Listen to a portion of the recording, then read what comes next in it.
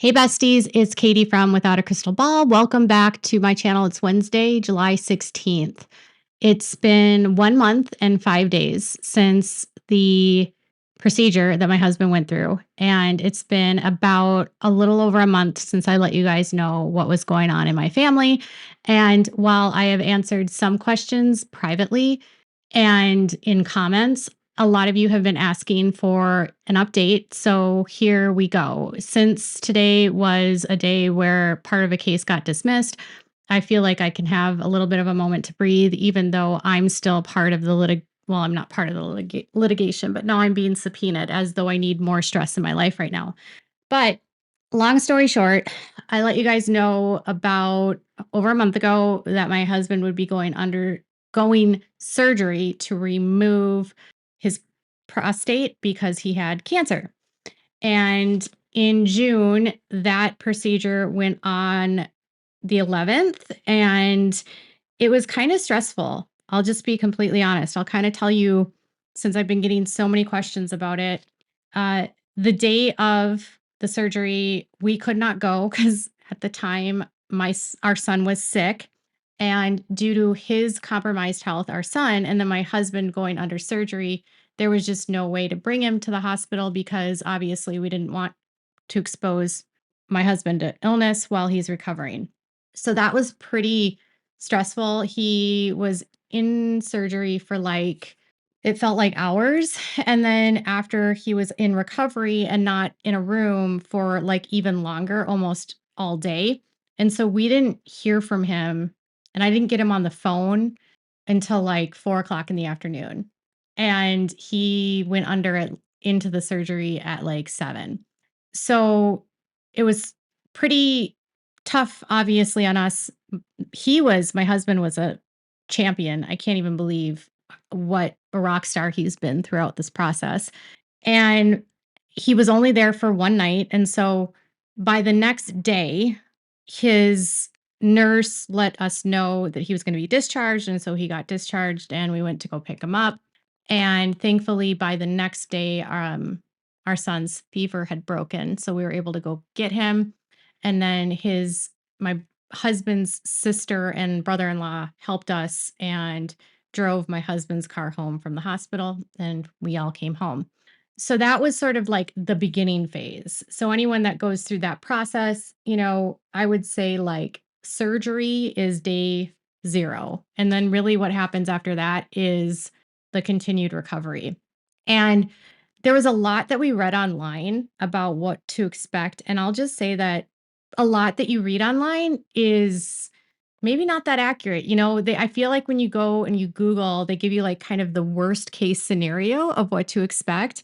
And I feel like for Todd, he did so much better than we were anticipating.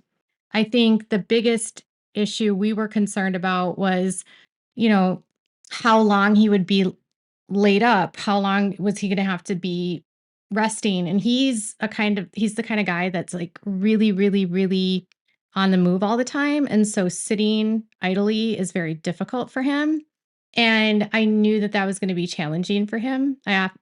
Also knew that he was under restrictions. So once he came home, he had a catheter for a week, and then he couldn't drive during that period. And then he was on a limit of 10 pounds of a restriction just until July 9th. So he just came off that restriction on the 9th, which is kind of why I've waited to do this video, because I wanted to give him time to recover and I wanted to give myself time to recover, because during that time while he was recovering, I had to work. I had to do all of the stuff that he did and does for the house, which, by the way, he does a ton. I definitely have taken for granted how much he does around the house, from the laundry to the lawn mowing to managing our outdoor, above ground pool, to taking care of our son, managing all of our son's appointments, dealing with all of the animals, cleaning up. He is like Superman. And my hat is tipped off to him, because we switched roles a couple years ago, and I used to stay home full time. And now he's the stay at home dad because one of us has to be with our son. And thankfully, I was able to juggle enough with working in him, but I still feel kind of like I've been half-assing it on this channel since. My goal was to get back on camera this summer, and I've just been feeling very overwhelmed about going back on camera because I haven't been on camera in a while, and I'm just feeling a little bit of anxiety about that, but that's still a goal for me is to find strength to get my face back up on my channel. I promise one day I will return. But in terms of his recovery now, he's back to his normal go around. He can do everything he wants to do. He was so excited to mow the lawn. Um, but as far as like what this means now for his cancer, it was a little bit I think we got hit a little bit hard in the beginning because we got some surprising news that we weren't really expecting. And, I'll say this to anyone that goes through this is that you get a pathology report and you read the pathology and you look at like, okay, what stage is it? Where is it? What does this mean? What does that mean? And then you start going to Google again and you start reading, what does that mean? What does this mean? What does this mean? And of course, you go to like the worst possible scenario. And we found out that he was not as early in the cancer as we thought. We thought he was a stage 1 or at least minimally a stage 2, and we found out he was a stage 3A.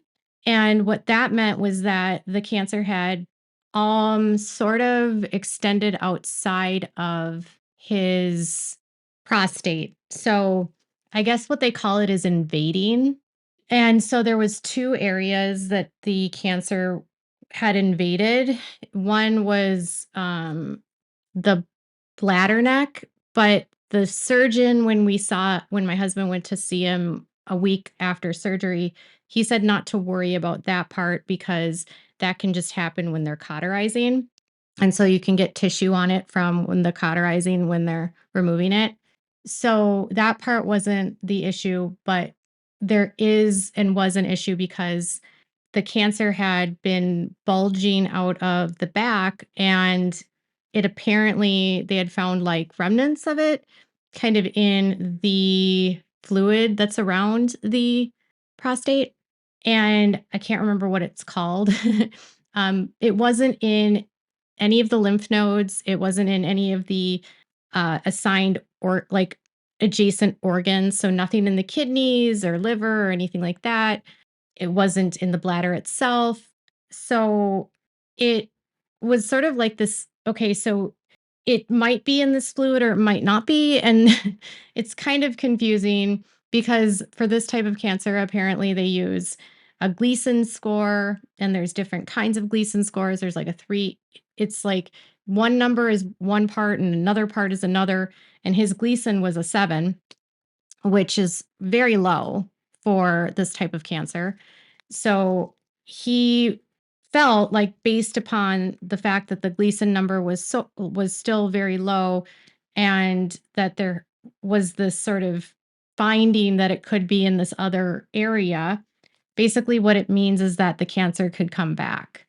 So it's a little bit different. Like I think we were expecting to go in and it was going to be like, okay, he goes in and then he gets this removed and then we're done. But that's not what's going to happen. And so now he has to have blood work done every 3 months.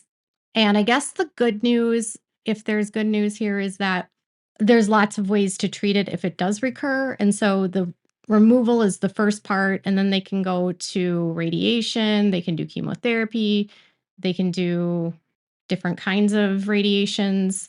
Apparently, radiation is really effective for this kind of cancer. So, but at this point, he doesn't need any hormonal or radiation treatment, and they have to watch it every 3 months. The good news, though, is that he said that this stage and what they have is that he's more likely to die of something else like heart disease or natural death than he would be from this type of cancer now.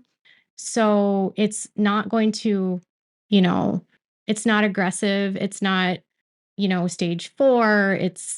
I got really freaked out at stage 3A though, because I felt like I had this like se- false sense of security that we would just take it out and that would be done. And I'm a very like, I like to have starts and ends. I'm very regimented in that. And so unexpecteds are hard on me and they're hard on him. But, once he saw the doctor, he felt better about it. And he feels very positive because there's so many different ways to treat it if it does come back.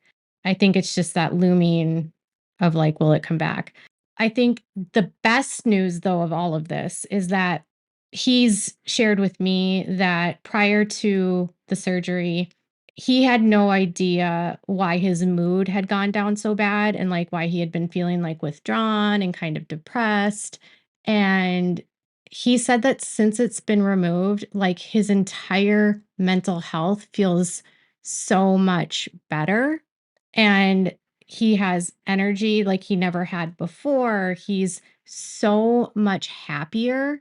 And apparently, no, I'm not a doctor here, but he said he was reading that for some guys, when they have this kind of cancer, it really impedes their energy level and it can like impact their testosterone levels.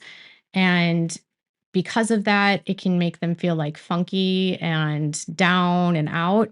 And he basically just said he's never felt this good since I think the 2 years before he found out this was going to become an issue. So we knew for a couple years this was going on because they found microscopic blood in his urine and um he was dealing with some other symptoms as well. And that just created sort of this tidal wave where he kind of got into this funk and I think we got into a funk. So, one thing that I think we've been doing more than anything is being a lot more intentional about, communicating how we're checking in with each other, making it a priority on the weekends to do things together and things together as a family and be more present in our lives with our son and with each other. And so that has meant for me trying to find a different work life balance, which has been really hard because I'm kind of a workaholic.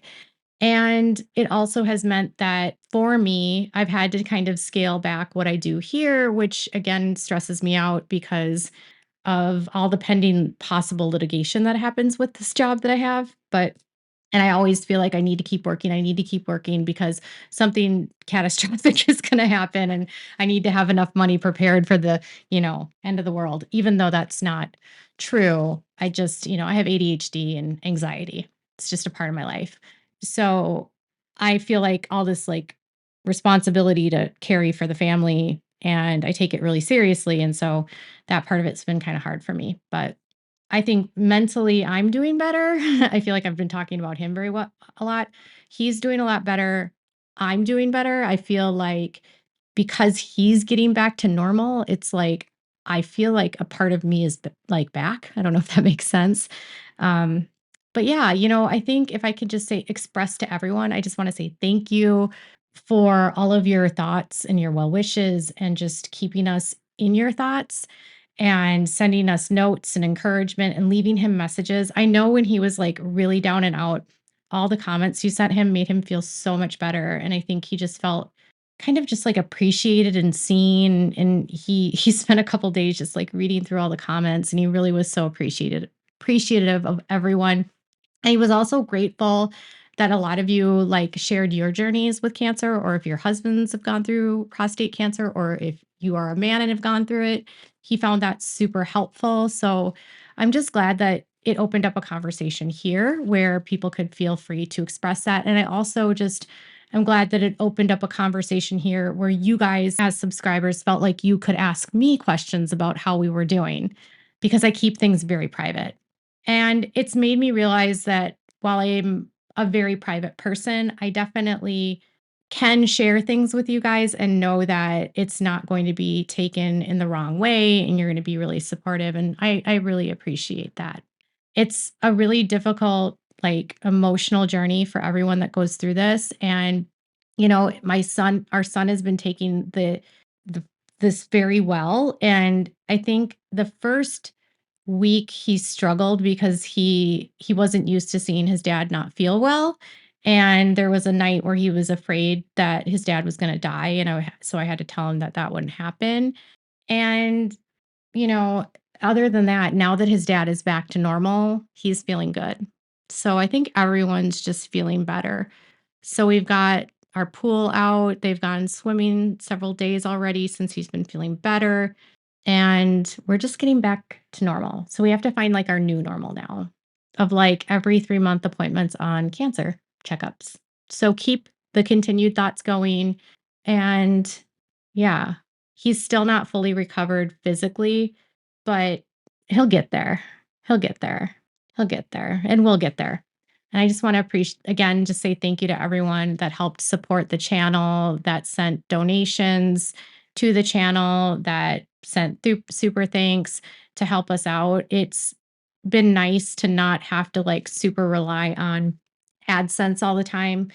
So, all of that is so appreciated. You guys are just amazing. And I wish I could have commented to every one of you and said thank you. So, this is me just saying thank you and thank you for showing up for our family when we needed you.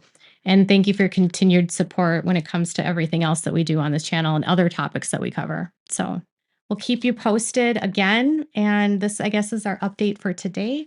And I hope you enjoyed all of these fish in this video because I have this thing like I'm a water sign, I'm a Scorpio, and when I'm feeling stressed, I love videos of fish and water. So I hope you enjoyed this calming video of fish, and thanks again for your support. Bye, guys.